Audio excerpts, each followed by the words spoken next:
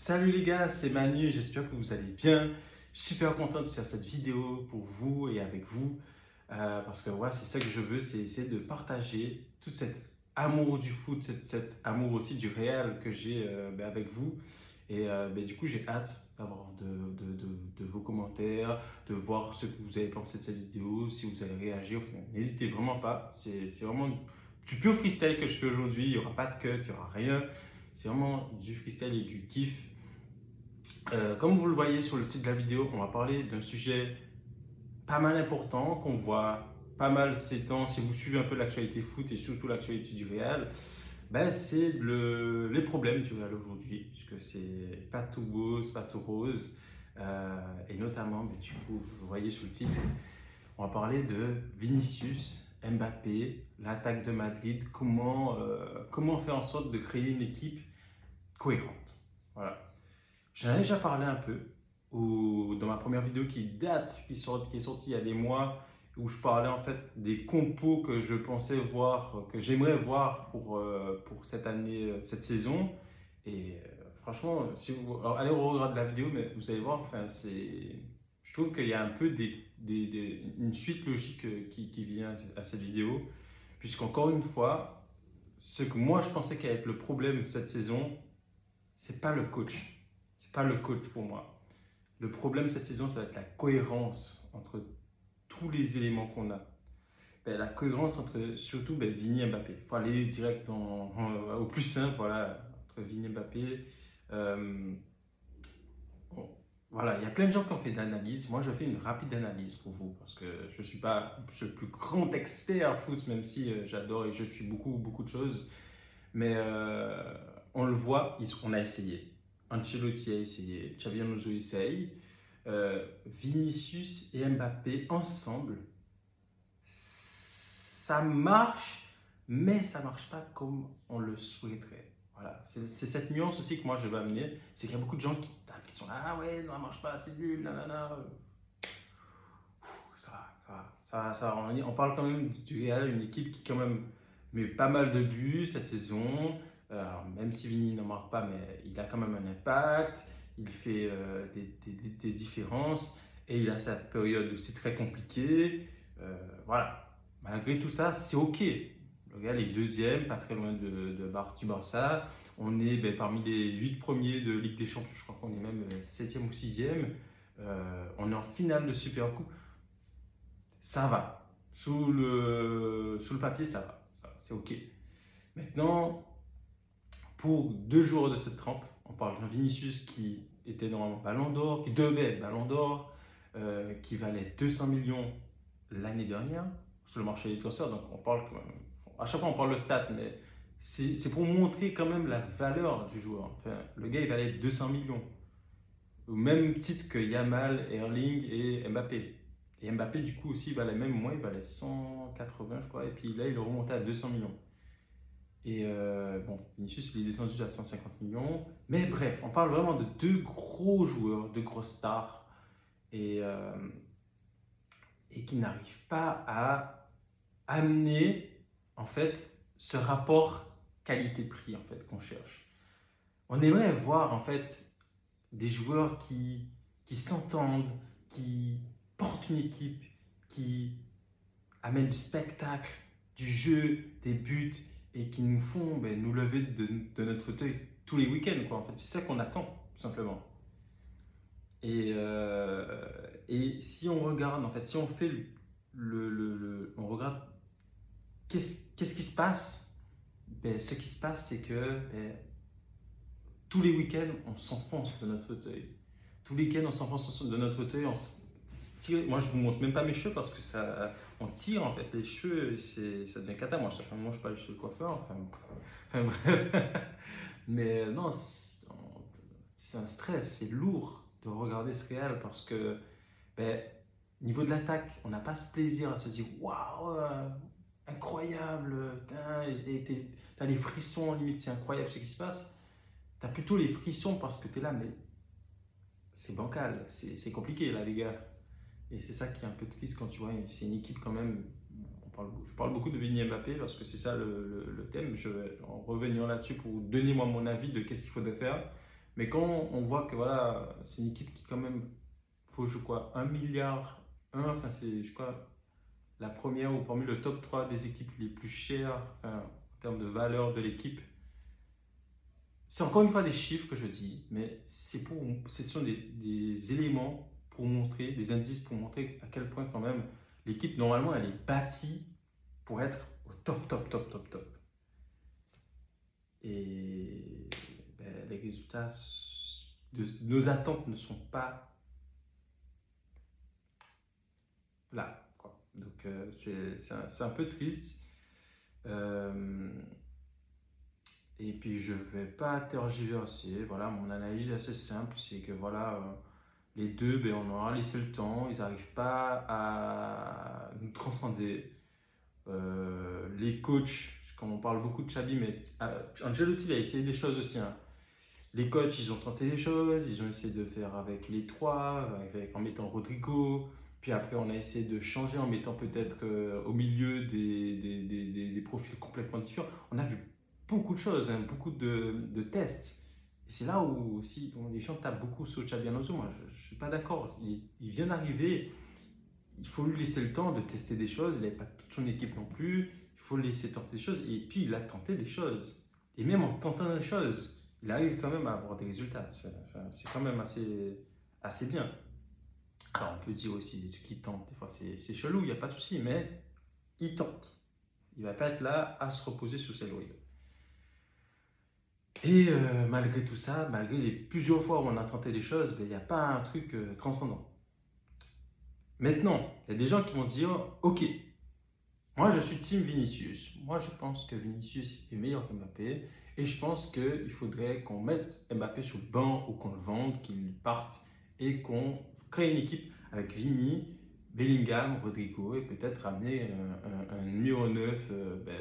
Voilà, on met soit Gonzalo Garcia, on met le numéro 9 pour donner toute la lumière à Vinicius. D'accord.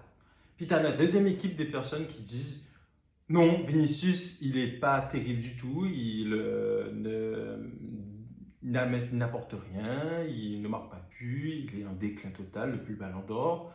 On le met sur le banc ou il va partir. Alors j'ai entendu Chelsea, peut-être l'Arabie Saoudite, enfin qu'importe, mais je ne pense pas qu'il va partir en Arabie Saoudite. Peut-être Chelsea en première ligue, tout ça.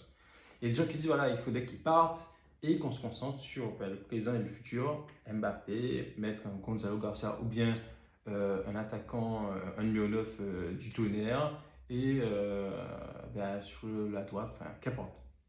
Faire une équipe là-dessus.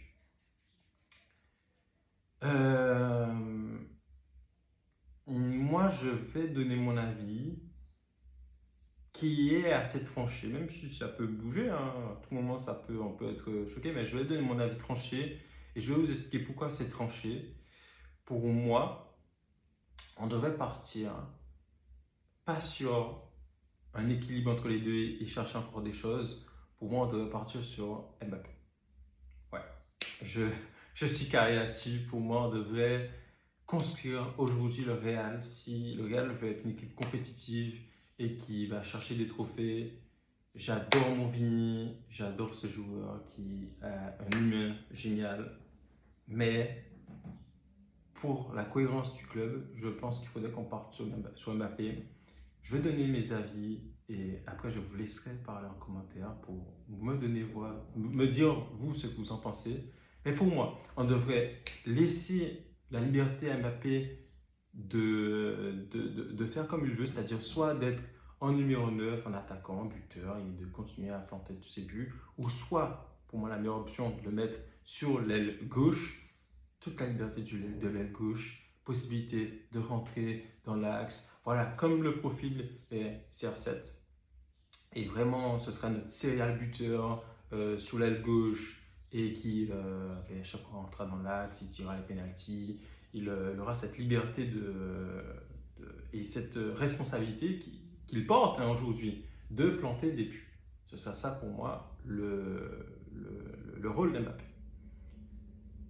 Et à côté de lui, avec pour moi, du coup, l'argent qu'on va récupérer de Vinicius, parce que pour moi, dans mon monde, je vends Vinicius pour la Première Ligue.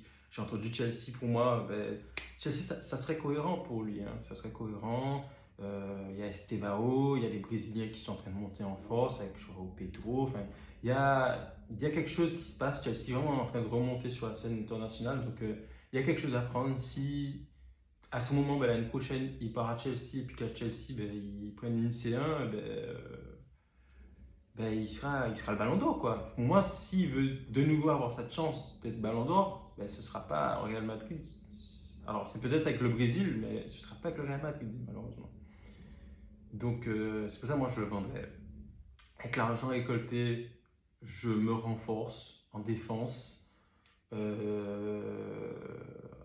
milieu, je prends peut-être un petit joueur, mais pas forcément. Je m'enfonce pas forcément en milieu, je vais dire pourquoi après. Mais m'achèterai un vrai numéro 9.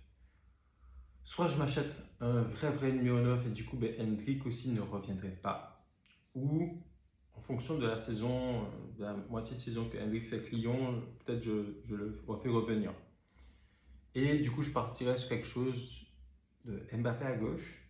À droite, tu as une rotation Rodrigo, Mastantuono qui se fait, et aussi même Brahim.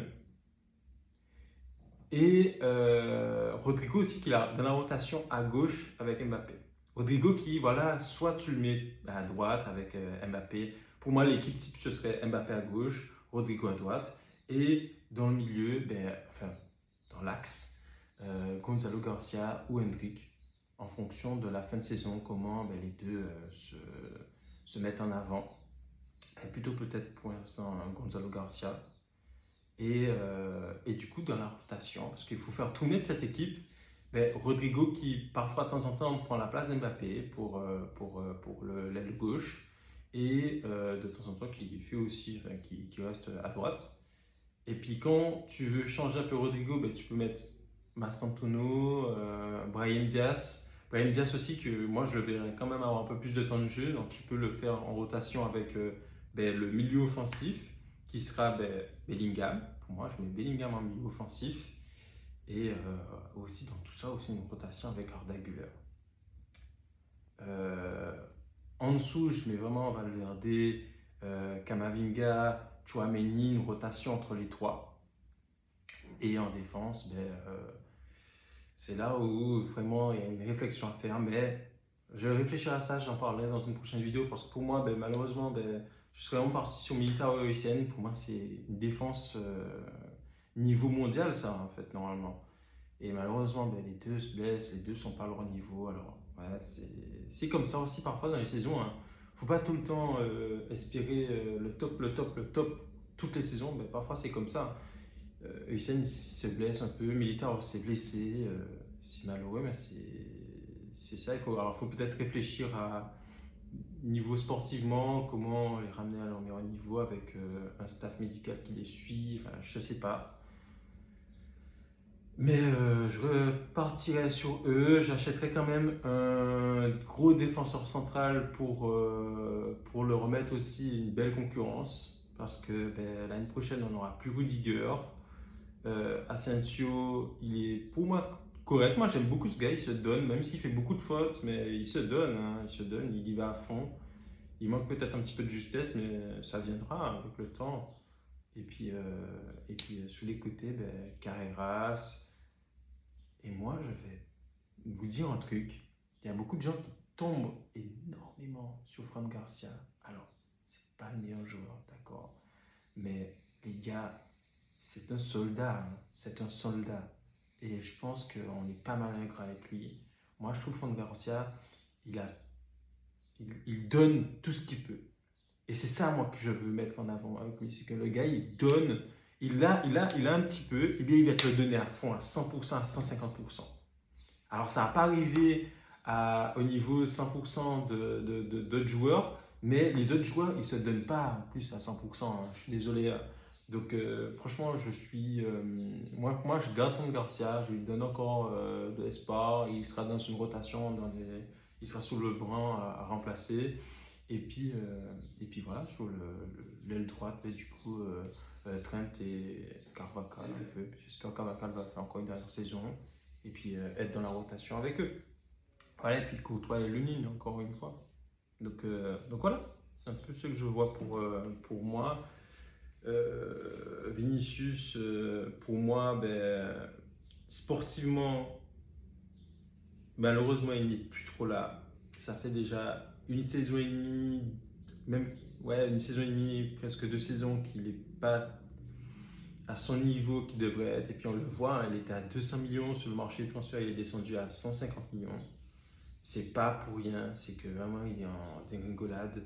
Il manque énormément de confiance et malheureusement en fait, le Real c'est pas une équipe qui te facilite le fait de regagner confiance. Au Real, tu dois être au top de ta forme ou sinon normalement c'est ciao. donc, donc voilà, c'est un peu malheureux,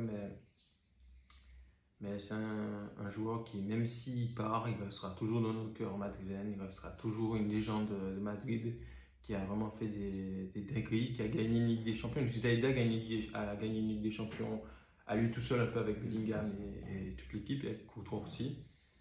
Donc oui, on l'oubliera jamais. Mais l'ADN du Real aussi, c'est on avance. On est une équipe qui, aujourd'hui, on va t'encenser. Demain, si tu ne nous amènes pas ce qu'on veut, des trophées, eh ben, tu dois te remettre en question. Et je pense que lui aussi, il en est conscient. Il est conscient qu'il a déjà fait énormément au Real. Et je pense que c'est pour ça aussi qu'il ne prolonge pas. C'est qu'il essaie de se dire, écoute, qu'est-ce que je veux faire de ma carrière encore? Et je pense que Vinicius Chelsea, ce serait pas mal. Ce serait pas mal pour lui, pour nous, pour tout le monde. Et puis voilà, on va foncer là-dessus. En tout cas, dites-moi ce que vous en pensez en commentaire. Dites-moi tout. Dites-moi votre avis. Est-ce que vous êtes Team Vini, Team Mbappé? Si vous êtes Team Vini, ne m'insultez pas un peu trop. Mais voilà, enfin, vous avez aussi un peu le droit. Vous avez le droit. C'est la liberté d'expression. Je suis OK que vous me tacliez un peu. Mais dites-moi ce que vous en pensez, ça m'intéresse beaucoup. Et je vous remercie d'avoir regardé cette vidéo. N'hésitez pas à liker, à vous abonner parce que je vais vous envoyer, je vais vous bombarder. Je vais vous bombarder de vidéos, c'était en tout cas. Donc je vous remercie, je vous souhaite de passer une très bonne journée, une très bonne semaine. C'est ciao ciao.